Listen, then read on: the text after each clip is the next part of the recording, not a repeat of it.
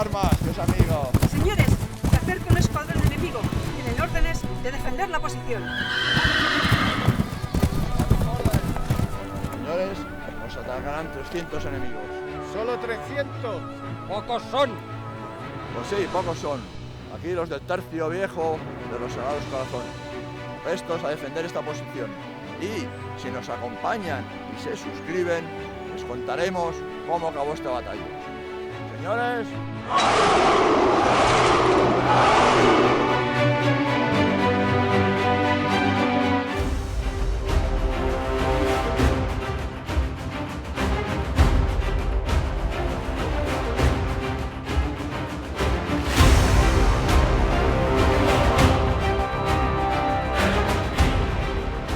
Hola amigos, nos encontramos de nuevo en Flandes, esta vez frente a la villa fortificada de Steenbergen, en junio de 1583.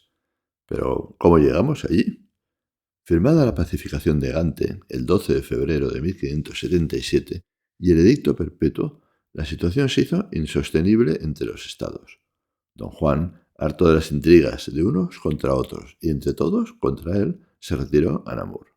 El 20 de enero de 1578 juraba al archiduque Matías, eso sí, como títere de Orange, el puesto de gobernador de los estados. Pero la alegría les duró poco a ambos. Don Juan de Austria, ante el caos imperante, llamó de nuevo a los tercios y el 31 de enero derrotó completamente al ejército de los estados en Gembloux. Ante la ineficacia del archiduque Matías, se planteó de nuevo resucitar la vieja propuesta de 1576, por la que se ofrecía el cargo de gobernador general de los estados al francés duque de Anjou. Parte inglesa, la reina Isabel I financió un ejército mercenario de 14.000 hombres, a las órdenes del príncipe protestante Juan Casimiro, para, desde el Palatinado, ayudar a derrotar a don Juan de Austria y no perder ella prestigio en este conflicto. Don Juan trató de derrotar a los estados antes de que se le uniese el ejército de Juan Casimiro, que se atacó el 31 de julio de 1578. Pero fue rechazado, con pocas bajas, en Rijmenen. Llegado a Namur, en septiembre, don Juan y su ejército acamparon en la colina de Busch, cerca de Namur, para pasar el invierno. Y pronto se vieron rodeados por el numerosísimo ejército de los estados. Se produjo entonces una epidemia que afectó a ambos ejércitos. Don Juan de Austria moriría el 1 de octubre de 1578, víctima de la plaga. El ejército de los estados, también afectado por la peste, levantó el cerco y sus campamentos y se retiró hacia el norte. Farnesio quedaba al mando del gobierno y las tropas de Flandes. Los estados se descomponían en agresiones y conflictos internos, lo que acabó provocando que en enero de 1579 se formara por un lado la Unión de Arras, constituida por las provincias católicas del sur y el Flandes Valón, y por otro, el 23 del mismo mes, la Unión de Utrecht, que comprendía las provincias calvinistas del norte, Holanda, Zelanda, Frisia y Güeldres. Alejandro Farnesio no permaneció expectante, y el 24 de enero de 1579 inició una ofensiva que culminó con la neutralización diplomática del ejército del protestante Casimiro. Una apabullante victoria en Borgerot el 2 de marzo de 1579 y la toma en junio de Maastricht primero y Roermond después. Se iniciaron en octubre unas negociaciones de paz en Colonia, pero otra vez la intransigencia de Orange y su habilidad política las hicieron fracasar, volviéndose al enfrentamiento armado. Y en septiembre de 1580 se firmó el Tratado de Plessis-les-Tours entre los estados y el duque de Anjou, por el cual éste asumía el gobierno general de los estados. Mientras tanto, en el norte, en Frisia, los acontecimientos seguían su propio rumbo, y el capaz y competente Francisco Verdugo, que de simple soldado llegó a coronel, con una exigua fuerza enfrentaba a rebeldes y mercenarios de los estados, y el 30 de septiembre de 1581 los derrotaba finalmente en la batalla de Nordhorn. En el sur, ante las amenazas calvinistas de los estados del norte, en febrero de 1582, la Unión de Arras y los estados moderados solicitaron al rey Felipe la vuelta de Farnesio al gobierno y el regreso de los tercios a Flandes. Mientras tanto, el duque de Anjou sufrió un intento de asesinato por agentes españoles en julio y se vio continuamente entorpecido y supeditado por Guillermo de Orange. Harto de ser ninguneado, decidió hacer una demostración de autoridad y en enero de 1583 con un ejército francés, tomó Dunkerque, Dixmude y Ostende, aunque fue rechazado en Brujas, y Aalst, Dendermonde y Vilvoorde. El 17 de enero, y mediante una estratagema, tomó Amberes, pero fue expulsado con gravísimas pérdidas al día siguiente. Estas acciones le hicieron perder prestigio y popularidad. Harto de la situación, intentó negociar con España, pero sin éxito. Sin embargo, el 28 de marzo lograba reconciliarse oficialmente con los Estados y de nuevo unir fuerzas contra España. Se decidió entonces que el ejército francés, a las órdenes de Armand de Gordot, barón de Biron, de unos 12.000 hombres con contingentes de holandeses, escoceses e ingleses, se dirigiera a levantar el asedio de Eindhoven, sitiada por los españoles desde el 7 de febrero. Pero fracasado el intento, Biron se dirigió al norte, hacia Roosendaal. Conquistada Eindhoven el 23 de abril, el realista Mansfeld tomó las plazas de Hoogstraten, sitiando su castillo, Turnhout y Diest el 27 de mayo. El tercio de Pedro de Paz rindió Herentals a principios de junio y luego se dirigió a Hoogstraten, en donde se reunió con Farnesio, que se hallaba persiguiendo al ejército de Biron. Informado el duque de Parma de que el enemigo se hallaba en Roosendaal, se dejaron 2 regimientos de valones y alemanes sitiando el castillo de Hoogstraten, y con 4.000 hombres Farnesio se dirigió a Roosendaal. En esta villa tuvo conocimiento por un español que allí vivía desde hacía 40 años que el ejército de Biron se había retirado hacia la villa amurallada de Steenbergen y que, si marchaba rápido, lo podría sorprender antes de que se hiciera fuerte tras sus murallas. Sin embargo, las autoridades de Roosendaal, calvinistas todas, le intentaron engañar y convencer de todo lo contrario. Tras un consejo de guerra, envió 2 compañías de arcabuceros a caballo a las órdenes de los capitanes García de Toledo y Carandole a seguir el rastro de Biron, mientras él daba descanso a sus tropas.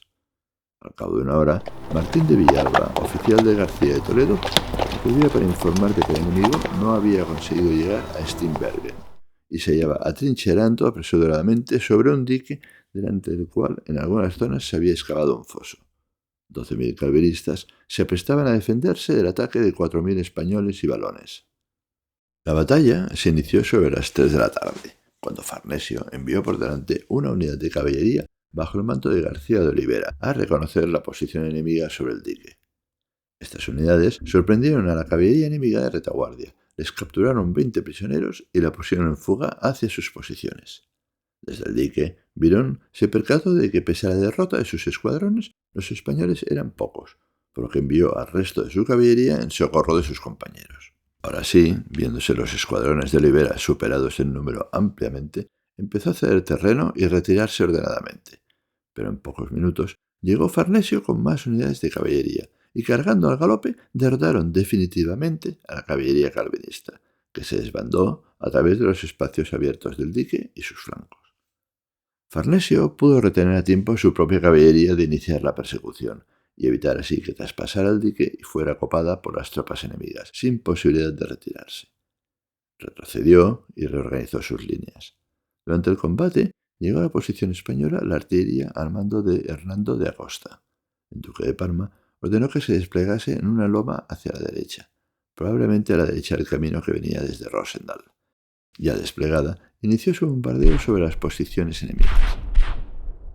En el dique quedaba toda la infantería, con unas trincheras y unos fosos a medio excavar, y habiendo sido testigos de la debacle de su caballería.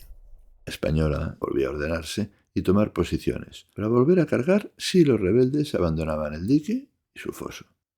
Las sucesivas andanadas empezaron a causar bajas y desorden en las filas calvinistas, y dejaron inmovilizados a los comandantes enemigos, que no se atrevían a retirarse del dique por temor a ser cargados por la caballería, ni a avanzar por temor a quedar descubiertos frente a la artillería. Decidieron, pues, aguantar. La artillería no solo causó importantes bajas, sino que dio tiempo a que sobre las 7 de la tarde llegaran al campo de batalla las compañías de infantería de los capitanes Martínez de Leiva, Carlos de Meneses, Rodríguez de Olivares y seguidas por las de Juan de Arribas y Diego de Arango. El duque de Parma ordenó a la compañía de Martínez de Leiva dirigirse hacia una zona pantanosa, a la izquierda, para rodear la posición reverde por el flanco. Las otras 4 compañías formaron escalonadas en el centro. En reserva, en el centro derecha, quedaba la caballería que había estado combatiendo desde mediodía. Aprovechando el desconcierto y desorden en las filas rebeldes por el bombardeo, Alejandro Farnesio decidió atacar de inmediato. Tras poner rodilla en tierra con todas sus tropas y rezar una Ave María, no esperó al tercio de Pedro de Paz y ordenó cargar a todas sus compañías directamente hacia el dique, mientras la compañía de Martínez de Leiva rodeaba discretamente la posición por la izquierda. La batería dejó de disparar. A la carrera, la infantería española se lanzó sobre la infantería enemiga que ocupaba las trincheras en lo alto del dique. Apenas dio tiempo que se dispararan los arcabuces. Pica, espada y daga en mano, las compañías de infantería españolas y valonas ascendieron por el dique y arremetieron contra los muy castigados calvinistas. Desordenados y batidos por la artillería y abandonados por su caballería, el ejército apenas aguantó media hora de combate. Y cuando estaban abandonando las trincheras, por el flanco izquierdo se produjo el ataque de la compañía de Martínez de Leiva, y toda la línea entró en pánico y se derrumbó. En pocos minutos, y solo sobre el dique, la infantería rebelde sufrió más de 600 muertos. Solo las tropas de su flanco izquierdo, bajo el mando de Roger Williams, opusieron una férrea resistencia antes de retirarse ordenadamente. La caballería inició entonces su avance para cargar sobre los fugitivos, pero en el flanco derecho la caballería española volvió a grupas y se retirara al galope. Solo la intervención personal de Alejandro Farnesio y su guardia logró abortar la desbandada y restituir el orden en esas unidades. De nuevo, la infantería española inició la persecución del enemigo en desbandada, abatiendo a gran número de enemigos, hasta que cayó la noche y les salvó. Pero la noche solo trajo una tregua. Los españoles permanecieron en los diques y en los alrededores en guardia y vigilantes. Todavía quedaban miles de enemigos en el campo de batalla. Pero en cuanto amaneció, el combate se reanudó, ya que entre la maleza y las casas colindantes se habían refugiados cientos y cientos de rebeldes. Se combatió en cada caserío y se asaltaron todos hasta que ningún rebelde quedó con vida. En los combates que llevaron toda la mañana, hallaron la muerte otros 1.200 calvinistas.